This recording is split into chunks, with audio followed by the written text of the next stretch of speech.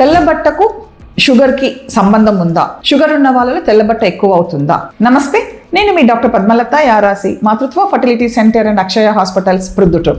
తెల్లబట్టకు షుగర్కి సంబంధం ఉందండి. చాలా మట్టుకు డయాబెటిక్ పేషెంట్స్లో షుగర్స్ కంట్రోల్లో లేనప్పుడు ఫంగల్ ఇన్ఫెక్షన్స్ అనేవి వెరీ కామన్గా వస్తాయి. ఫంగల్ ఇన్ఫెక్షన్స్ ఉన్నప్పుడు మనకి వైట్ డిశ్చార్జ్ వస్తుంది అనమాట. ఫంగల్ ఇన్ఫెక్షన్స్లో కనిపించే వైట్ డిశ్చార్జ్ ఎలా ఉంటుంది? మనం ఇది వరకు డిస్కస్ చేసుకున్నట్లు పెరుగు వడపోసి మనం గట్టి పెరుగు తీసుకుంటే పలుకులు ఎలా ఉంటుందో ఆ టైప్లో ఉంటుంది.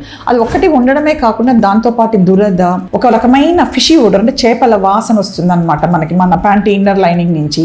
అలానే మంట పుట్టడము, ఇవన్నీ జరుగుతాయి అనమాట. సో ఎప్పుడు కూడా వెజైనల్ డిశ్చార్జ్ ఉంది అని అంటే ఫస్ట్ డాక్టర్ గారు షుగర్ చూయించుకోమని చెప్తారండి. అది నార్మలే, అబ్నార్మల్ కాదు. మీరు అనుకోవచ్చు షుగర్ ఎక్కడో బ్లడ్లో ఉంటే ఆ తెల్లబట్టకి ఏం సంబంధం ఉందే? ఖచ్చితంగా రిలేషన్ ఉందండి దీనికి దానికి. ఆల్వేస్ మేము చెప్పేది ఏమంటే డయాబెటిక్ పేషెంట్స్కి షుగర్స్ కంట్రోల్లో ఉంచుకోండి అని చెప్తాం అనమాట. షుగర్స్ కంట్రోల్లో ఉంచుకున్నప్పుడు ఫంగల్ ఇన్ఫెక్షన్స్ అనేవి రాకుండా ఉంటాయి. ఫంగస్కి ఆ షుగర్ అనేది గ్రోత్ లాగా ఒక ఫుడ్ లాగా పనిచేస్తుంది, ఎక్కువ అది గ్రోత్ అవ్వడానికి. దానివల్ల షుగర్ పేషెంట్స్లో కామన్గా మనం ఈ వెజైనల్ డిశ్చార్జ్ అనేది చూస్తాము. Thank you so much.